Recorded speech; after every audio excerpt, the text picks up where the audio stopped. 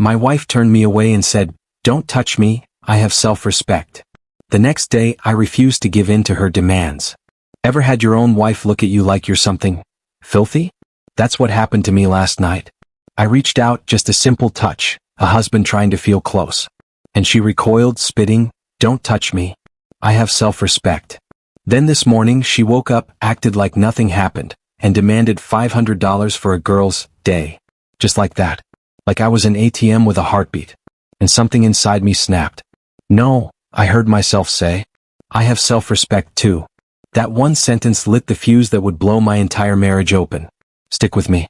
This story gets darker, louder, and painfully real. And if you've ever felt unseen in your own home, hit subscribe and tell me I'm not alone. Before you judge me for saying no to my own wife, you should know who's talking. My name's Mitchell.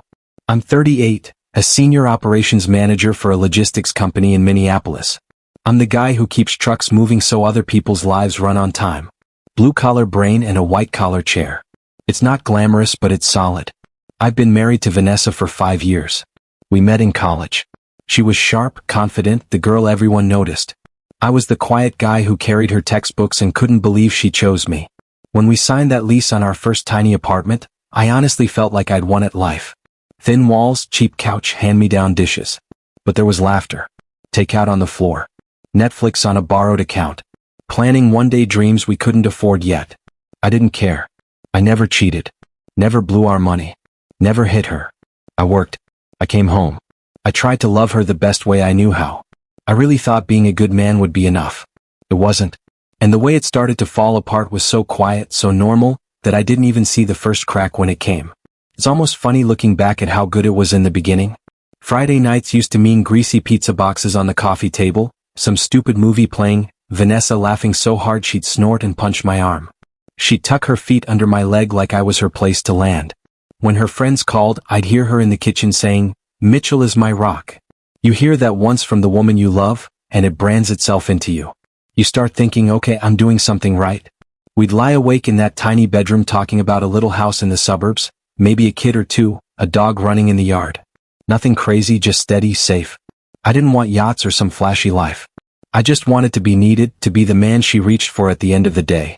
Some winter nights, we stood at the window, arms around each other, watching Minneapolis disappear under falling snow. Streetlights glowing, cars moving slow, like the whole world was holding its breath just for us. If you told me then she'd one day look at me like something she'd stepped in, I'd have laughed. The truth is, the first sign that laughter was wrong came in a moment so small I almost ignored it. It started with money. It usually does. One night we were eating cheap takeout at the kitchen table when Vanessa sighed and said, "You know, if you'd pushed harder in your career, we wouldn't still be in this apartment." No anger, just disappointment, like I'd missed some obvious step everyone else took. After that, little comments started slipping out. "Tom just made partner. Did you see what my cousin's husband bought her?" Doctors, business owners, guys with boats and six-figure jobs. I went from my rock to not quite enough, without anything about me actually changing. Her mom, Linda, loved to FaceTime during dinner. She'd smile and ask, "So Mitchell, any promotion yet?" Then immediately talk about some son-in-law who takes real good care of his wife. It was polite on the surface, but I got the message. I kept telling myself it was normal stress, inflation, social media, women comparing lives. I laughed it off, said stuff like, "We'll get there." But walking back to the sink with my empty plate, it hit me in the chest. That was the first time I felt like my paycheck mattered more than my heart. And not long after that, someone new walked into our life and made it worse. Her name was Tessa. Newly divorced, mid-30s, sharp tongue, always with a fresh story about some trash man who ruined her life. At first, she was just Vanessa's friend from work. Then, she became a regular fixture in our living room. Thursday nights turned into wine nights. I'd come home to 2 bottles already open, glasses half full, their voices low and heated. Words like bare minimum, standards, and you deserve better floated down the hallway. I didn't hear my name, but I didn't need to. I could feel it. Every time I walked into the room, the energy changed. Laughter died mid-sentence. Eyes flicked to the TV. Someone would grab her phone. That awkward, guilty silence, like I'd walked into a conversation about me, and everyone was pretending I was paranoid. Once as I passed the doorway, I heard Tessa say, "You're too good for this, Vanessa." Seriously. Then quiet, other than the soft clink of a wine glass. I started spending more time in the bedroom, in the kitchen, anywhere but that couch. It didn't feel like my home anymore, just a place I paid for so other people could sit around and pick me apart. I didn't know it then, but I was slowly being put on trial without a lawyer. And the worst part, the real sentence hadn't even started yet. The trial didn't start with screaming. It started in the dark. Nights used to end with Vanessa falling asleep on my chest. Now she went to bed late, long after me. Blue light from her phone filling the room. She'd slide under the covers, turn her back, and disappear into whatever was on that screen. No good night, no hand reaching for mine, just silence and scrolling. I try to talk about my day, a messed up shipment, a funny comment from a driver. All I get was a flat, aha, like background noise she was forced to tolerate. After a while, I stopped finishing my own sentences.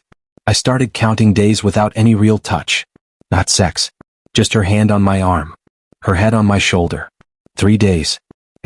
14. You shouldn't need a calendar to track whether your own wife still wants you. I'd lie there inches from her, feeling like we were sleeping on 2 different planets. Her back felt like a wall. The glow from her phone might as well have been a do not enter sign. Our bed used to be a safe place. Now it felt like enemy territory. And like any good soldier, I did what men are trained to do next. I tried harder. That's what we do, right? Something feels wrong at home? We tell ourselves she's just stressed. Or hormones. Family stuff. It'll pass. So I went into fix-it mode. I started doing more around the apartment. Dishes. Laundry. Trash. All on autopilot. I'd get home from a 10-hour day and go straight to cleaning, thinking maybe a spotless kitchen could scrub whatever was stuck between us. I picked up little things I knew she used to like. Her favorite coffee, that face cream she'd mentioned once. I left them on the counter with a dumb little note.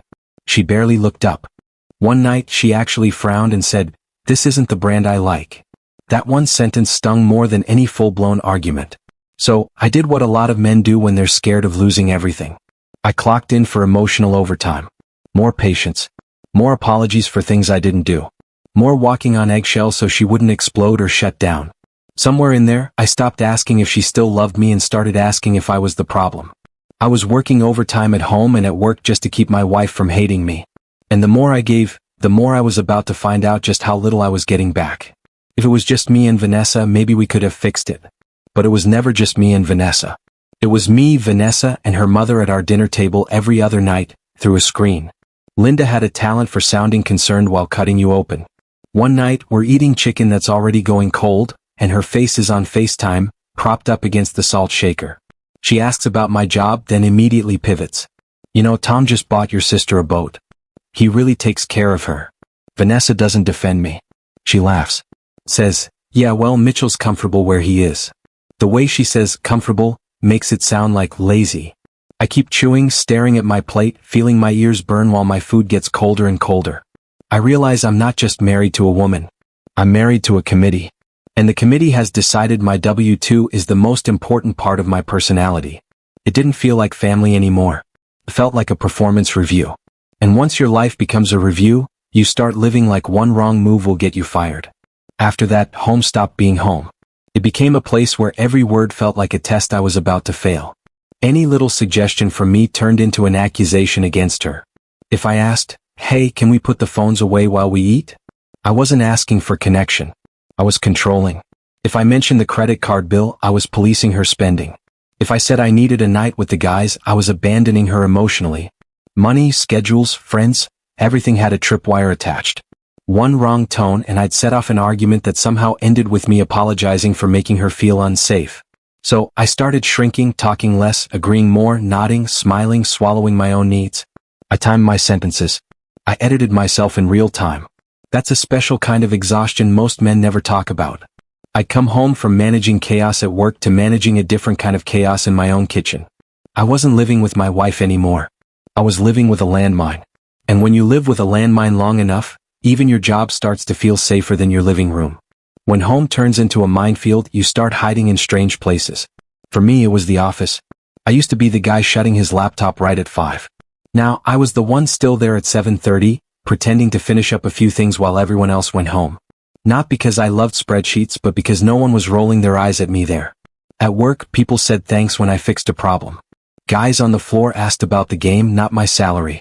My boss would clap my shoulder and say, "Couldn't have done it without you, Mitch." Basic respect. The kind you don't notice until it's gone somewhere else. One afternoon, I caught myself laughing with a couple of drivers over some stupid joke. The full real laugh. Then it hit me. I couldn't remember the last time I'd laughed like that in my own kitchen. Every day around 5 my stomach got tight. Not from deadlines. From knowing I had to go back to the place that drained me. That's when I knew something was really wrong. I'd rather be at the office than with my wife.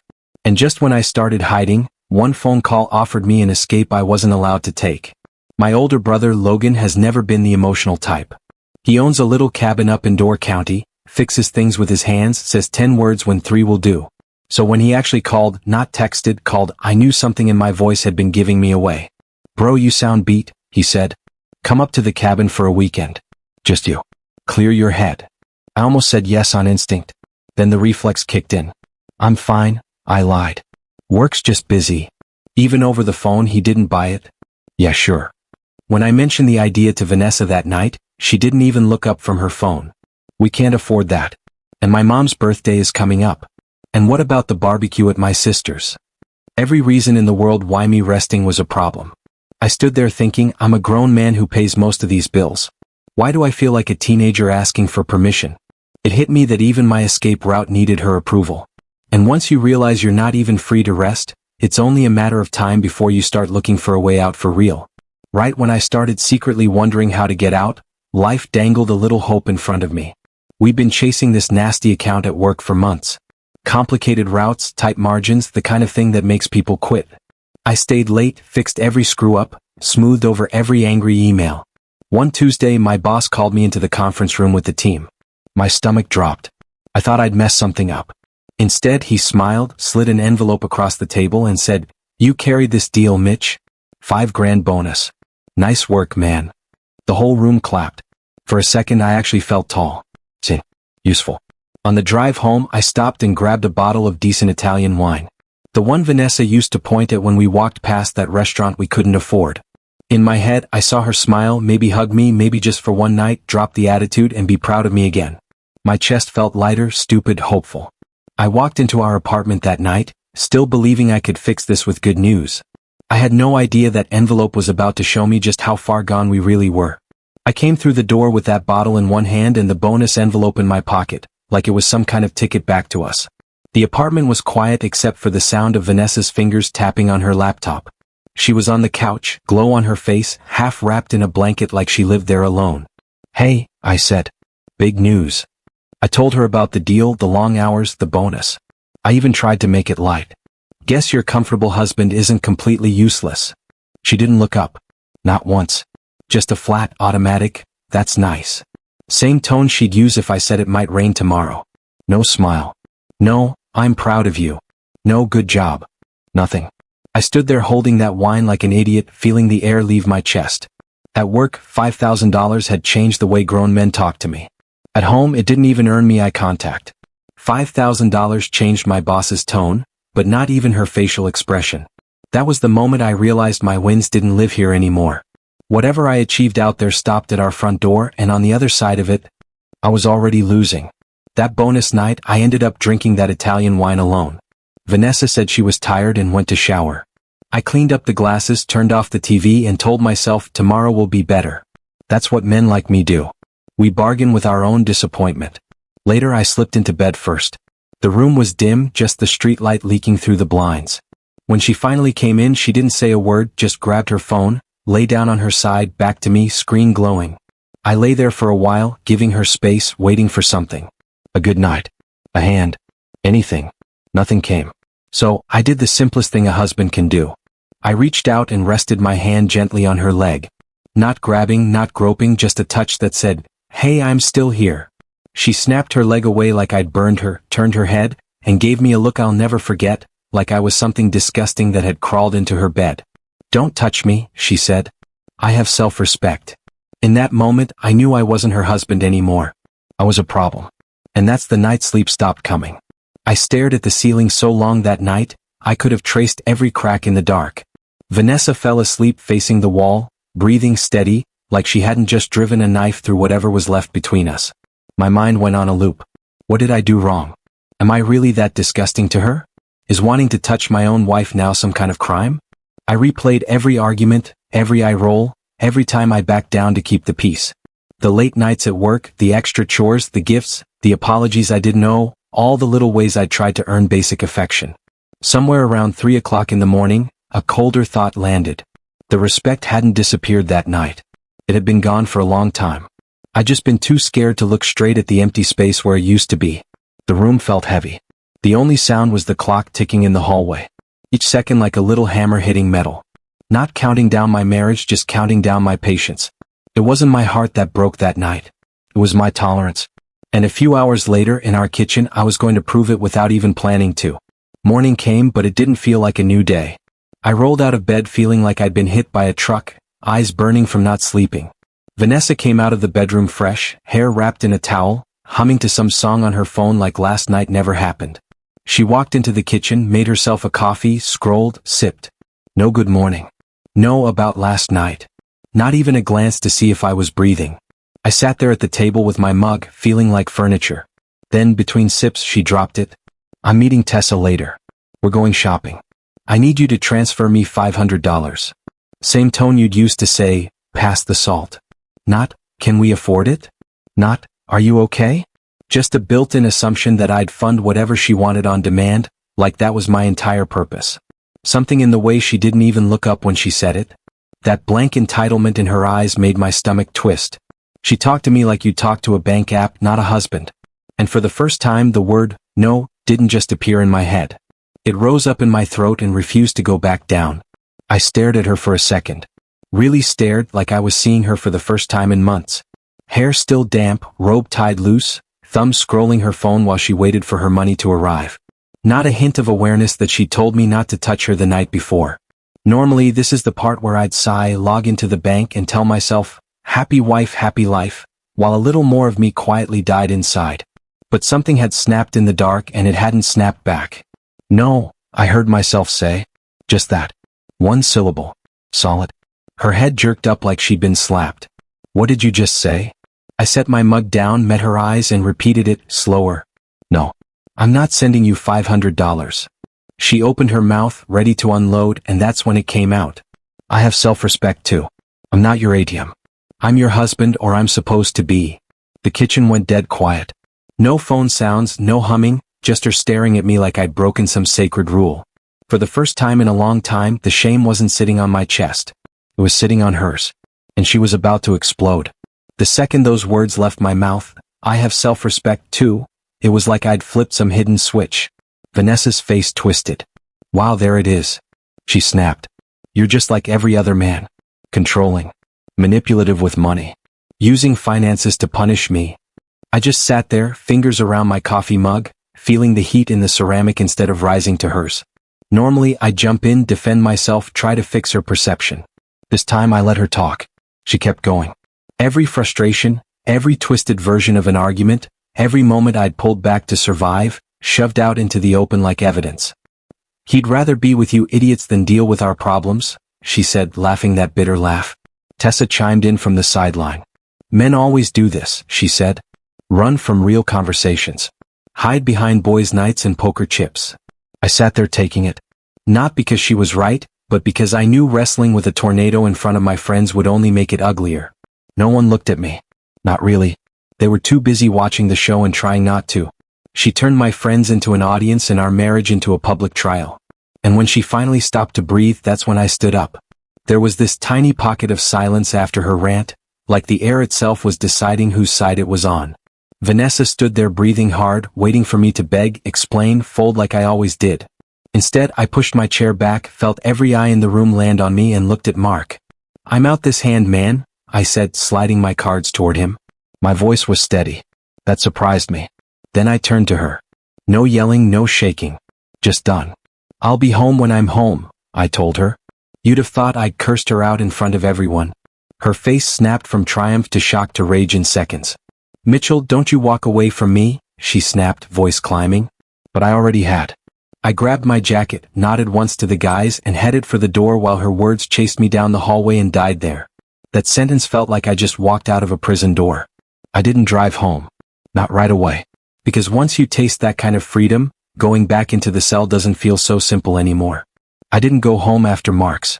I just drove. No music, no podcast, just the sound of the engine and my own pulse in my ears. Minneapolis lights blurred past the windshield while my phone buzzed face down in the cup holder. I didn't need to look to know who it was. I kept seeing her standing in that doorway, dragging my name through the mud in front of my friends like she owned the right to rewrite our whole story. And that's when it clicked. She didn't see me as a person anymore. I was something she controlled, a thing that had stepped out of line. I ended up parking by the lake, some quiet spot where the water turned black and the city lights broke themselves on the surface. I sat there with my hands on the wheel, watching the reflections shake in the wind. For the first time, I let the thought fully form in my head without shoving it away. Maybe the marriage is already dead. I wasn't running from my marriage anymore. I was driving away from a funeral. A couple hours later, I finally went back to the apartment, but I didn't go back as the same man. I came home past midnight and crashed on the couch. Not because I had no place to sleep, but because I no longer wanted to sleep next to her. The next morning, I woke up to voices, Vanessa's and Linda's, coming through the phone speaker like a courtroom microphone. "There he is," Linda said. "A man who walks out on his wife in public has no respect." Vanessa crossed her arms, giving me that steely look. "You embarrassed me last night. You owe me an apology." I poured myself a cup of coffee. The smell of bitterness fit the room perfectly. They spoke at me, not to me. Lists of what I'd done wrong, who I disappointed, why I should feel ashamed. But the longer I stood there stirring my coffee in slow circles, the clearer something became. They thought my silence meant guilt. But really, my silence meant I wasn't here anymore. And that was the moment I realized the only apology I owed was to myself. The family intervention dragged on like a broken recording stuck on the same accusations. "A real man takes responsibility," Linda lectured. "You made me look bad," Vanessa added. Not sad, just angry she'd lost control. I set my cup down, looked at the phone, then at Vanessa, and said calmly, "I'm not apologizing for spending time with my friends, and I'm not apologizing for protecting my peace." The room froze like someone had turned the oxygen off. Vanessa shot to her feet. "You're abandoning me." I picked up my bag. "No, I'm walking away from a pointless conversation." And I walked out. No slam, no shouting, just a door closing behind me and the weight on my chest lifting for the first time in months.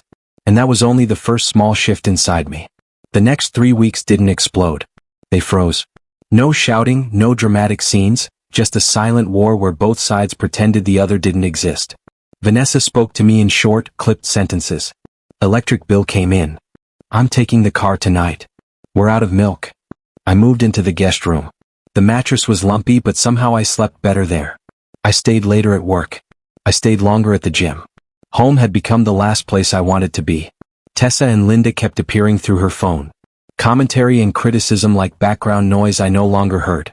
And with every day we spent apart, something undeniable surfaced. We weren't husband and wife. We were two strangers sharing an address. One night, sitting in my car outside the apartment, watching the hallway lights flicker through the windshield, a quiet but final thought settled in. I'm done. And the very next morning, I started looking for someone who could help me leave this marriage the legal way. By the time the family barbecue rolled around, I already knew it wasn't a get-together. It was court, and I was expected to show up and stand trial. Vanessa called it just a family thing at my sister's in Burnsville, but her tone said, "You're coming." So, I brought a case of beer and my quiet like a good little defendant. Everyone was there. Linda, her sister, her brother-in-law Tom, a couple cousins I barely knew. I somehow ended up at the grill, flipping burgers and brats while the women clustered at the patio table. That's when the show started. Vanessa put on her sad wife voice. "Yeah, Mitchell's never home anymore. He's changed. He's so cold now." Little laughs, little head tilts, all eyes drifting over to me, then away when I glanced back. Linda chimed in about how marriage is hard when one person checks out. No one asked me if that was true. The story had already been written without my input. Smoke from the grill stung my eyes. But it wasn't the burgers making them burn. I was cooking for people who'd already decided I was the villain. And for the first time, I realized I didn't actually care if they liked the food. At some point, after the plates were stacked and the kids ran off, Tom wandered over to the grill area with 2 beers. He handed me one, clinked the bottle lightly and lowered his voice. "You look done, man," he said. "You okay?" Nobody had asked me that in a long time without an agenda attached. Not okay for her. Not okay for the family. Just okay. I stared out at the yard for a second. Vanessa laughing with Tessa, Linda whispering to her sister, all of them building their version of me in real time. "The marriage is over," I heard myself say. Just not on paper yet. Tom didn't flinch. Didn't give me some lecture about trying harder or going to church or happy wife, happy life. He just nodded once and said, I get it. That was it. No rescue. No advice. Just a man quietly recognizing another man at the end of his rope. Saying it out loud made it real. I was done. And once you admit that to yourself and to someone else, your brain stops thinking in terms of, how do I fix this? And starts asking, how do I get out? A week or so after the barbecue, Vanessa went to a concert with Tessa. Tickets I paid for, of course. She left in a cloud of perfume and attitude, telling me not to wait up. I didn't want to go home either, so I ducked into this quiet coffee shop instead. Dim lights, soft music, a couple students with laptops, nobody who knew my name. I ordered a black coffee, sat in the corner, and opened my laptop. My fingers hovered over the keys for a long time. Then I typed it. Best divorce lawyer, Minneapolis. Page after page of names popped up, reviews, stars, stories from strangers who'd walked out of their own private hells. My eyes kept landing on one name, Patricia Sung. 20 years in family law. Words like calm, fair, straight shooter, in the reviews. I wrote her name down on a napkin like it was contraband. Felt like cheating. Not on my wife, but on the version of myself that refused to leave. I closed the laptop, heart pounding, coffee cold. The next morning, between emails and meetings, I dialed Patricia's office number and I didn't hang up. A few days later, I found myself in a small conference room in a downtown building, hands a little sweaty, knee bouncing under the table. Walking into a divorce lawyer's office feels like admitting failure, even when you know you've already been failed. Patricia walked in with a folder and a calm face, the kind of calm that makes you breathe slower without realizing it. She asked about the basics. How long we'd been married, any kids, what we owned, what we owed. I told her 5 years, no children, rented apartment, 2 cars, my 401k, her student loans I'd helped pay. She laid it out in plain English. Under Minnesota law, no long-term alimony, likely a 50-50 split. Nothing dramatic, no horror story unless someone insisted on making one. Then she asked, because she had to, do you want to try counseling first? I didn't even pause. No, I said. It's dead. Hearing myself say that to a stranger felt clean. She slid a checklist toward me. Bank statements, pay stubs, account numbers. You have more power than you think, Mitchell. For the first time in months, I felt something close to hope. And once a man gets even a small taste of hope, staying trapped starts to feel less like duty and more like a choice. Once the legal path was clear, I needed a physical one. Somewhere that was mine. That weekend, I drove to Uptown to look at a one-bedroom I'd found online. Old brick building, creaky stairs, nothing special from the outside. But when the landlord opened the door, sunlight flooded the little living room. Wood floors. Small kitchen. A window that gave you just enough of the city to remember you weren't trapped. It's nothing fancy, he said. $900 a month. You'd be fine on your income. Fine on my income. No committee. No judgment. Just math that worked. I walked through slowly, hand over the counter, checking the closet, opening cabinets, pretending to inspect the place, but really just feeling the weight lift off my chest with every step. No tension in the walls, no ghosts of arguments, just empty, quiet possibility. I'll take it, I heard myself say. We did the paperwork right there at the tiny kitchen counter. First month, security deposit, signature. When he dropped a small, dull brass key into my palm, something in me shifted. That cheap little key felt more valuable than any ring on my finger. And once I had it, going back to the old apartment felt less like home and more like a storage unit I needed to clear out. I didn't storm out. There was no suitcase scene. I moved like a man stealing himself back piece by piece. When Vanessa was at work or out with Tessa, I'd load my trunk with quiet things, shirts, jeans, my tools, important documents, a couple pots and pans I'd bought with my own money, drive them to Uptown, unpack, come back before she ever noticed the weight in the closet had changed. One afternoon, I was in the guest room folding shirts into a box when I heard the front door open without a knock. Linda.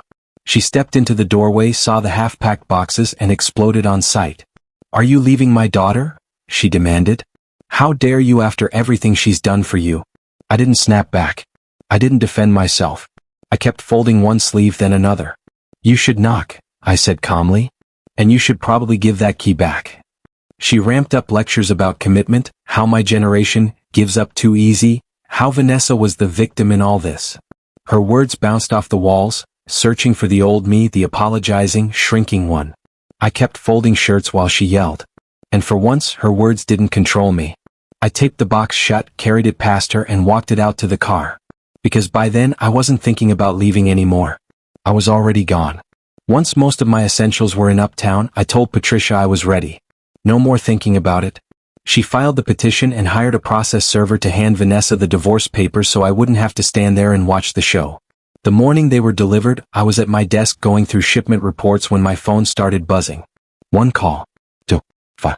I flipped it over and watched the screen light up with her name over and over. I let it ring. 17 missed calls later, I finally answered. "Is this a joke?" she screamed. "How could you do this to me after everything I've put into this marriage?" I let her talk. Rage. Tears. Bargaining. Every stage but the one that mattered. When she stopped for air, I said, "I've already moved what I need. My attorney will contact you. You should get your own lawyer." She went through 6 emotions in 1 call, but none of them were, maybe I treated him badly. When we hung up, I set the phone down. It started buzzing again almost immediately, and that's when her real spiral began. If you've ever left someone who thought you never would, you know the pattern. Day 1 and 2, Vanessa told anyone who'd listen that I was having a breakdown. She called my brother, my friends, even my boss's wife. "He just needs space. He'll come back once he calms down," she said, like I'd misplaced my keys, not my dignity. When I didn't come crawling back, the anger phase hit. Long paragraphs at 2 in the morning. I was a coward, a monster, a typical man ruining a good woman's life. Linda started sending formal-sounding emails about legal consequences, copying lines from Google like I'd be scared back into place. Tessa hopped on social media with her little victory laps, posts about toxic men and bullets dodged, thinly veiled, but obvious enough that mutual friends sent me screenshots. I didn't argue. I didn't explain.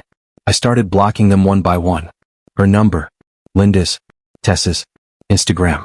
Facebook. Every mute and block felt like quietly closing another door in a burning house. They were screaming into a void I no longer lived in. And with the noise fading, I could finally hear something else underneath it. My own life starting over. When the calls and texts stopped getting a response, Vanessa changed tactics. She started showing up where she knew I couldn't just disappear. My job.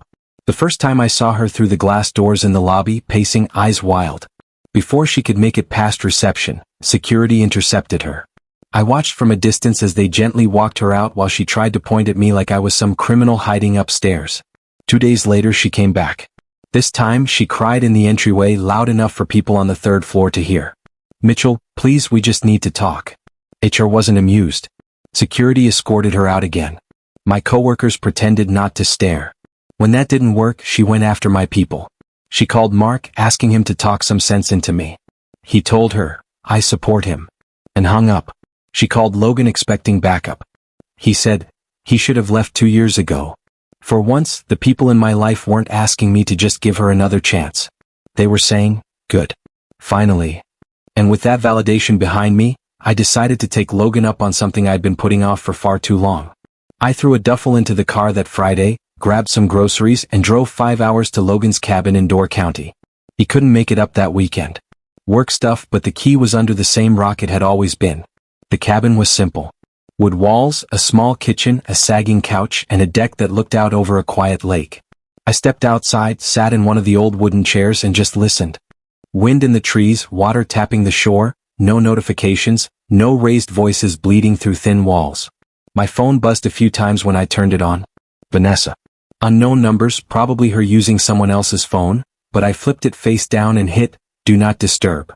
For once, silence wasn't heavy. It was clean. I sat there with a cheap beer in my hand, watching the sun slide down over the water, sky turning orange and then dark. And I thought, clear as day. If this peace is the price of divorce, I'm willing to pay it. The silence up there was the loudest proof I'd ever heard that I'd made the right decision. I didn't know it yet, but that same lake was about to turn into the scene of the ugliest, clearest confirmation I'd ever get. It was getting dark when I heard tires on gravel up the narrow road. Nobody was supposed to be there but me. The engine cut, a door slammed, and then her voice ripped through the trees. "Mitchell. Mitchell." Vanessa stumbled into view. Wrong in every way for that place. Tight dress, heels digging into the dirt, hair a mess, eyes glassy. I could smell the alcohol before she got close. "You can't just disappear," she slurred. "You can't throw away 5 years." I stayed on the deck, keeping distance between us and the edge. "You drove here like this?" I asked. You could have killed someone. She waved it off, ranting about how I owed her a conversation, how I destroyed her life. She tried to storm toward me, heels clacking on the old boards. I saw it happening before it happened. The wobble, the catch of her heel in a crack, the sideways lurch. Then she went over the side, straight into the black water, the scream cut off with the splash. I didn't think. I jumped. The water was ice, closing over my head as I grabbed for her arm. She flailed, choking, makeup running down her face like melted paint. I dragged her to the shore, lungs burning, hands numb. I didn't jump in because she was my wife. I jumped in because I'm not the kind of man who lets someone drown. And pulling her out of that lake was the last thing I ever did for her as a husband. On the bank, she sat hunched over, soaked, shivering in Logan's old hoodie, bare feet in the dirt. Mascara streaked like bruises under her eyes. She kept mumbling, "Why don't you love me anymore?" Over and over like a broken record. Love wasn't the problem. Respect was, and that had been dead a long time. There was no Uber out there, so I called a local cab company, paid extra to get someone to come that far and take her to the nearest motel. I handed the driver cash and said, "Make sure she gets inside." Then I watched the taillights disappear back down the road. The next day Logan called. Neighbor said there was a drunk woman yelling your name and falling in the lake. He said, "You need a witness." I can get one. When I told Patricia what happened, she didn't sound surprised. Just focused. Driving drunk that far, showing up uninvited, causing a scene, that helps your case, she said. It shows a pattern. After that, Vanessa ran out of fight. Maybe she was tired. Maybe she finally realized the performance wasn't working anymore. She signed the papers. No alimony, assets split, 2 cars, 1 401k, some furniture, done. 7 months after she told me not to touch her, a judge told us we were no longer husband and wife. Walking out of that courthouse, I didn't feel triumphant. I felt lighter. Empty in some places, sure, but free enough to build something where my self-respect didn't have to be negotiated. These days, my life is small on paper, but it finally feels like it fits. I wake up in a 1-bedroom in Uptown with sunlight spilling through thin curtains instead of tension leaking through the walls. The place smells like coffee and clean laundry, not cold arguments. My clothes are in one closet. My name is on one lease. It's quiet, but it's mine. Poker nights are back. Just the guys, cheap beer, dumb jokes. The gym sees me 5 times a week. My face looks lighter in the mirror, like someone finally lifted a weight I didn't know I'd been carrying in my jaw, my shoulders, behind my eyes. Every now and then, I hear about Vanessa. She's renting a room with Tessa, working a low-paying bank job, posting strong woman quotes every weekend like a routine. I'm not happy she's struggling. I'm just finally not responsible for her happiness. Here's what I learned. Self-respect isn't about shouting the loudest or winning every argument. It's knowing when staying is killing you and leaving anyway. And now I want to ask you something. Which side are you on? Stay and endure. Leave and keep your self-respect. Comment the number you choose. I want to know what men really think.